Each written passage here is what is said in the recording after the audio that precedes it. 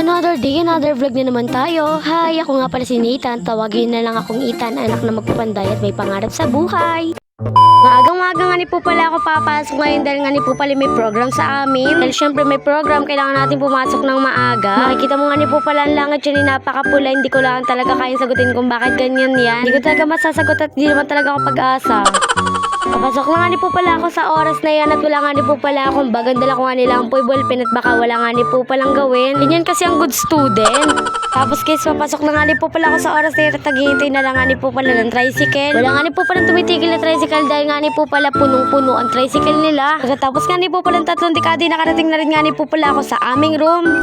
Kapag nagpapakart nga ni po pala kami, sila ma'am nga ni po pala nagsusulat ng mga wishlist namin. Ako nga ni po pala nagpipiling teacher nga ni po pala dyan dahil nga ni po pala tayo bida-bida. Pinapaliwanag ko nga ni po pala sa kanila kung anong gagawin nila sa paglalagay ng wishlist nila. Tapos guys, iPhone nga ni po pala ang wishlist ko dyan. Sabi nga ni po pala ni mama yung iPhone ko daw nga ni po pala baka maging laruan na lamang. Dahil nga ni po pala 150 lang nga ni po pala ang usapan namin. Ang sarap maging bida-bida sa harapan. Tapos bilang sarap malakit na kaklase dahil nga ni po pala makulit talaga. Pagkatapos ko nga po pala maging bida-bida ay mag-discuss aming gagawin para sa wishlist. Pinapatawag nga po pala kami dahil nga po pala kami nag-guidance. Hindi yun.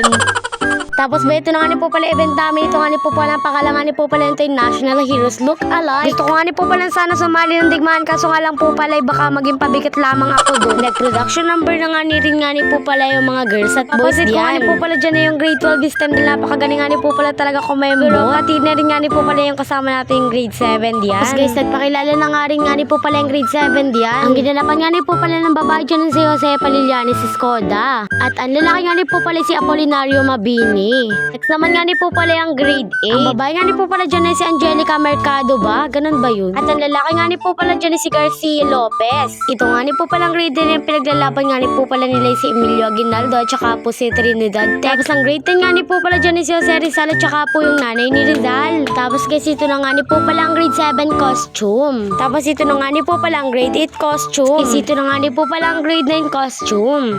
Tapos guys, dito nga po pala ang grade 10. At napakaganda nga po pala at sila nga po pala may padrama pa diyan. Tapos guys, sasira nga po pala yung panonood ko dahil nung tinawag nga po pala kami na kami nga po pala magpapaturok na.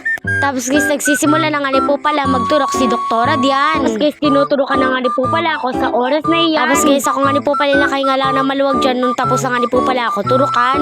At talaga namang namnam mo talaga ang sakit. Tapos guys, umiyak nga po pala rin kaklase ko at napakasakit daw. Di ba sabi ko sa inyo, namnam mo talaga ang sakit. May nga po pala tao sa bintana dyan dahil nga po pala kami nga po pala artista. Anong artista? Tapos guys, yan nga po pala mga taong yan nga daw po yung nakakapanood ng vlog ko. Shoutout na lang talaga sa inyo diyan. Tapos guys, nag-question and answer na lang nga po pala sa oras na iyan. Tapos nga po pala isa pang rin nanonood pa rin daw nga po pala talaga ng vlog ko. Tapos guys, nag-awarding na nga po pala sa oras na iyan. Ito nga po pala ang mga nanalo at ang Mr. and Mrs. Heroes ko look-alike ay ang mga grade 10 nga po pala dahil sa kanilang drama. Tapos guys, umuwi na nga lamang po ako dahil nga po pala half day nga po pala kami. Paano ba yan? Hanggang dito na lang muna. Iwan kang bakas follow.